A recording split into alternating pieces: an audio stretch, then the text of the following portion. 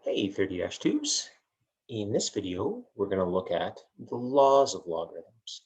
Now, the laws of logarithms are all on your formula sheet, and I've also made another video called The History of Logarithms, which explains where all these laws came from.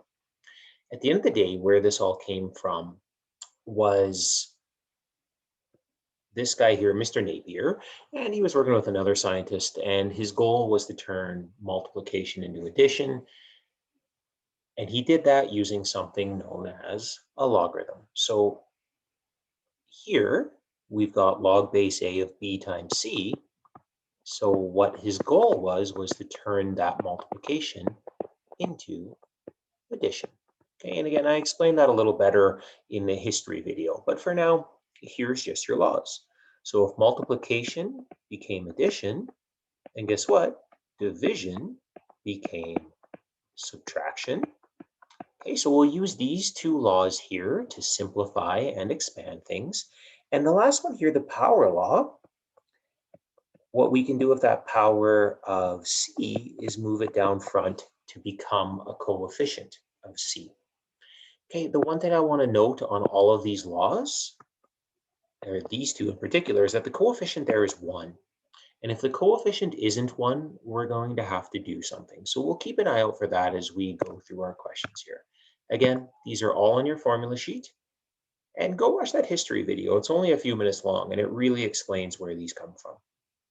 Okay, so we got two things to do. We're either going to expand or we're going to simplify. So when you're asked to expand, all that's asking you to do is to use your law. So this is multiplication. So it turns into addition, just like that. Just make sure you keep your base. Don't lose it because we need that base. There it is. So expanding is really easy.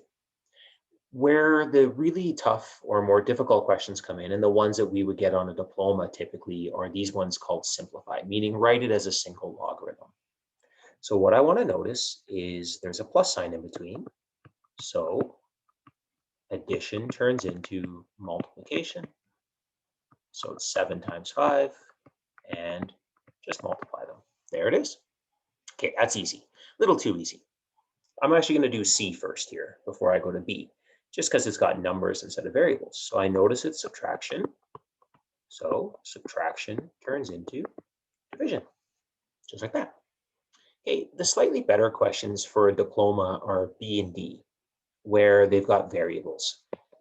Because now I can't sub it in my calculator, but it doesn't make it that much more difficult. There's a plus sign in between. That means the goal was to turn that into multiplication. And on D, if there was a minus sign in between, the goal was to turn that into division then. Okay, so these ones, a little too simple for us, right? Aren't going to show up on a test. It's a bit of a warm up. Number 3 here, these last 4 I'm going to look at with you. These are the ones that are going to show up on tests and diplomas. Okay, so once again, simplify. So what I'm going to do here is I see a plus means I'm going to multiply, and a minus means I'm going to divide.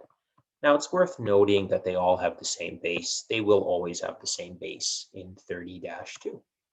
Well, I'm going to multiply the A and the B, and I'm going to divide by C, just like that. B, put a big star beside B. The deal with B is this. Notice there's coefficients. And earlier I said our laws have a coefficient of 1. So what we're going to use is we're going to use the power law. And we're going to bring that power up like this. We must do that first. Now that we've moved those coefficients up, and the coefficient now is 1, now we can simplify. So again, addition becomes multiplication, so it's going to be a cubed b squared, and subtraction becomes division. Okay, so that is a really, really important one. I can't stress that enough. So are C and D. Let's look at C. Again, I notice this coefficient of a half. So what I'm immediately going to do is I'm going to make it a power of a half. And now I can simplify. Addition means I'm going to multiply. So it's b to the 1/2. Subtraction means I'm going to divide. Just like that, friends. Okay, d, it's the same thing. Again, I see this coefficient of 2, so I'm going to make it a power. I see this coefficient of 3, I'm going to make it a power. But what happens here is there's 2 subtractions, which means I'm going to divide twice. So when I divide by b, it ends up in my denominator. And when I divide by c, it also ends up in my denominator, just like that. Okay, so again, the big thing there is once we've mastered the idea of adding becomes multiplying and subtracting becomes dividing, it's these coefficients when we're simplifying that we have to take care of. Okay, definitely one of those on your test and your diploma. Now, last thing I want you to be able to do is to simplify these and find the value. So maybe I should say evaluate without using a calculator. Well, we're going to do that. What we're going to do is do something we did in exponentials. I'm going to change this 8 into 2 to the exponent 3. Now, that exponent of 3, or that power of 3, we can use the power law, becomes a coefficient. And now, log base 2 of 2. Well, log base 2 of 2 is just 1. So this is just 3, just like that. Okay?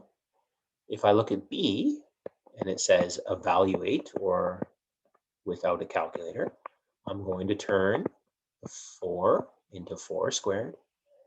I'm going to move that power down out front. So I'm going to go 3 times 2, which is 6. So 6 log 4 base 4. And log 4 base 4 is 1. So that's just 6. Couple more, and we're done. Okay, C is what we would see on a test or maybe on a diploma. So again, I'm going to move that power of 5 down to be a coefficient. And now I've got log base x of x is 1. So this is just 5 times 1, which is 5. That's it, my friends. Okay, last one here. Well, I'm again going to use this little idea from the last unit. I'm going to change 32 into 2 to the exponent 5. Log base 3 of 3 is just 1. I'm going to take that coefficient, I'm going to take that exponent and turn it into a coefficient. And log base 2 of 2 is 1, so it's 5 times 1, which is 5. And 5 minus 1 is 4. There it is, friends. There are your exponent laws. So again, I'm just going to scroll back up here. The couple of things to keep in mind. This is all on my formula sheet, so no need to memorize them. The big thing where students usually make a mistake is if the coefficient isn't a 1, we need to use the power law before we simplify. There it is, friends. There are your laws of logs.